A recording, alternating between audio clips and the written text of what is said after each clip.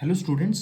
आज अपनी सीरीज़ में ही आगे बढ़ते हुए जो हमारा अगला चैप्टर है इकोनॉमिक्स का ही चैप्टर है, उसमें हम मैन्युफैक्चरिंग इंडस्ट्रीज़ के बारे में डिस्कस करेंगे। आपको जैसा पता है ये सीरीज़ हम स्टार्ट कर रहे हैं जिसमें कि हम बहुत क्रिस्प और शॉर्ट तरीके से आपको फ्लो डायग्राम्स के थ्रू या बहुत ही फ्लो चार्ट्स के थ्रू आपको बताएंगे कि आप कैसे अपने आंसर को खूबसूरत बना सकते हैं, और साथ में आपके कॉन्सेप्ट तो क्लियर हो ही जाएंगे। तो जो चैप्टर है वो हमारा स्टार्ट होता है मैन्युफैक्चरिंग इंडस्ट्रीज। तो आपको पता होगा मैन्युफैक्चरिंग इंडस्ट्रीज एक किसी भी डेवलपिंग कंट्री की या डेवलप्ड कंट्री की बैकबोन, या उसे हम कह सकते हैं कि उससे हम डेवलपमेंट किसी कंट्री का चेक कर सकते हैं, तो उसी को मैन्युफैक्चरिंग इंडस्ट्रीज में पढ़ा जाता है।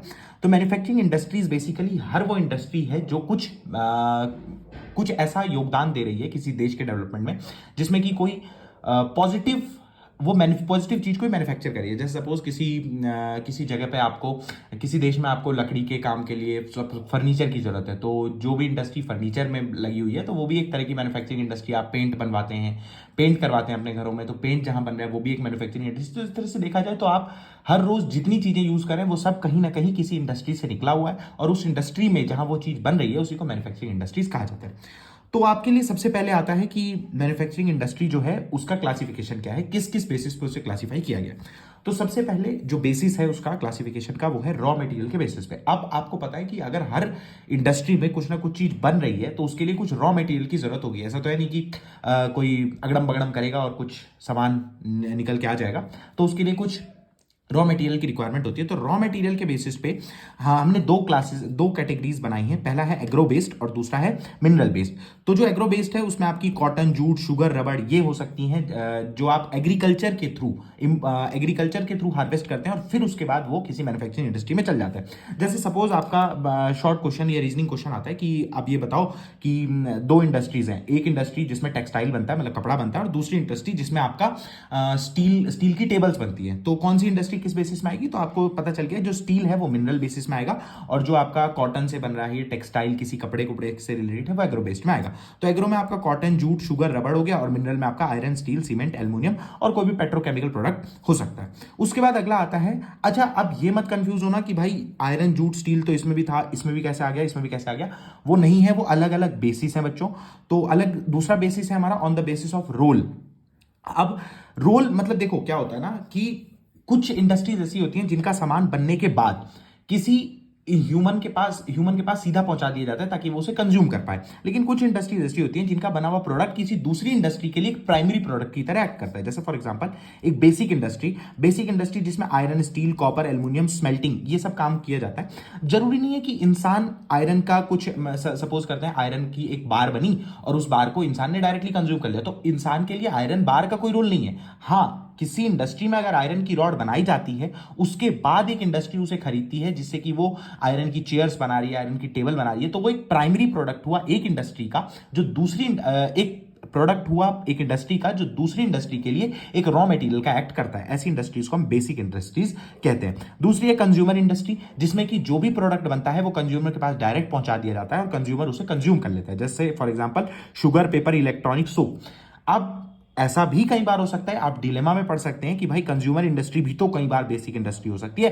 तो हाँ बिल्कुल हो सकती है, लेकिन ब्रॉड कैटेगरी में हम कंज्यूमर इंडस्ट्री में शुगर, पेपर, इलेक्ट्रॉनिक और सोप को इंक्लूड करते हैं। उसके बाद आता है बेसिस ऑफ कैपिटल इन्वेस्टमेंट। अब आपने सुना होगा कि कुछ इंडस्ट्रीज ऐसी होती हैं जो बहुत ही छोटे पैसे में बना दी जाती हैं। जैसे सपोज गांव में आपने देखा होगा जो छोटे छोटे प्लांट्स लगे होते हैं जिसमें आप सर्फ बनाते हैं, साबुन बनाते हैं, वो छोटे छोटे प्लांट्स बहुत ही क्लटर्ड मार्केट है और उसमें जो है जो कैपिटल इन्वेस्टमेंट है वो बहुत कम है। तो उसके बेसिस पे दो बांटे गए हैं, पहला स्मॉल स्केल, दूसरा लार्ज स्केल। स्मॉल स्केल में ऐसी कंपनीज आती हैं या ऐसी मैन्युफैक्चरिंग इंडस्ट्रीज आती हैं जिनमें जो कैपिटल इन्वेस्ट हुआ है, जो पैसा इन्वेस्ट हुआ है वो 1 करोड़ से कम का है। उसके बाद लार्ज स्केल इंडस्ट्रीज में ऐसी आती हैं जिनमें जो 1 करोड़ से ज्यादा का कैपिटल इन्वेस्टमेंट हुआ है। उसके बाद है ओनरशिप कि मतलब कोई जो मैन्युफैक्चरिंग इंडस्ट्री है उसके ओनरशिप के हिसाब से, कि मतलब कौन उसे ओन करता है उसके हिसाब से उसे दो क्लासेस में कैटेगराइज किया गया। पहला पब्लिक सेक्टर, दूसरा प्राइवेट सेक्टर। तो जो पब्लिक सेक्टर इंडस्ट्रीज होती हैं वो इंडस्ट्रीज ऐसी होती हैं जिन पे पूरा का पूरा कंट्रोल गवर्नमेंट का होता है, जैसे फॉर एग्जांपल सेल, उसके बाद BHEL है, ONGC है। आपको कुछ कुछ एग्जांपल्स याद रखने हैं और हर बेसिस पे किस तरह से क्लासीफाई किया गया वो याद करना है। तो हैवी इलेक्ट्रिकल्स हो गया, उसके बाद ONGC oil and natural gas corporation हो गया। अगर आप याद रख सके फुल फॉर्म वगैरह तो बहुत अच्छी बात है। उसके बाद प्राइवेट सेक्टर में ऐसी इंडस्ट्रीज आती हैं जो किसी इंसान, अकेले इंसान या कुछ ग्रुप या कोई फैमिली इंडिविजुअल्स के द्वारा वो की जाती है, अटेन की जाती है, मतलब उसके मालिक कोई आदमी, नॉर्मल आदमी होता है। तो जैसे इसमें एग्जांपल है आपके पास टाटा टिस्को हो गया, रिलायंस हो गया, एटसेट्रा, ये सब इसके एग्जांपल हैं। उसके बाद आता है on basis of weight of raw material. अब रॉ मटेरियल जो यूज हो रहा है उस वो कितना वेट रखता है, कितना उसका वजन है, उसके हिसाब से भी क्लासिफिकेशन होता है। ये बहुत इंपॉर्टेंट नहीं है, आपसे जो ज्यादातर क्वेश्चन मैं प्रीवियस ईयर में देख पा रहा हूं वो इन्हीं बेसिस पे आ रहे हैं। स्टिल एक बेसिस आपको दिया हुआ एनसीईआरटी में, तो पढ़ लेते हैं।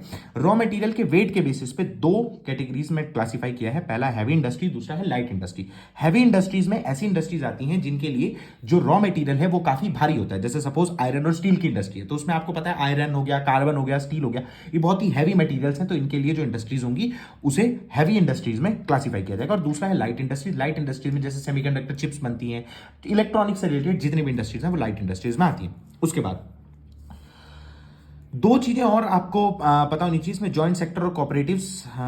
ये ओनरशिप के बेसिस पे ही है। तो जॉइंट सेक्टर में क्या होता है, jointly owned by government and individual. जैसे कुछ इंडस्ट्रीज ऐसी होती हैं जिसमें पहले तो गवर्नमेंट का कंट्रोल था, बट उसके बाद गवर्नमेंट क्योंकि उसका प्राइवेटाइजेशन करके थोड़ा पैसा अपने पास एक्वायर करना चाह रही थी, तो उसके लिए उसे गवर्नमेंट प्लस कुछ इंडिविजुअल्स के साथ जोड़ दिया गया। जैसे इसका ऑयल इंडिया एग्जांपल है। ऑयल इंडिया को, उसके बाद आपने पोर्ट सुने होंगे, बहुत सारे जो पोर्ट्स होते हैं उन पे जो स्मॉल इंडस्ट्रीज लगाई जाती हैं, उन सब पे भी कुछ इंडिविजुअल्स प्लस गवर्नमेंट जब दोनों एक साथ कंट्रोल करते हैं उन्हें जॉइंट सेक्टर कहा जाता है।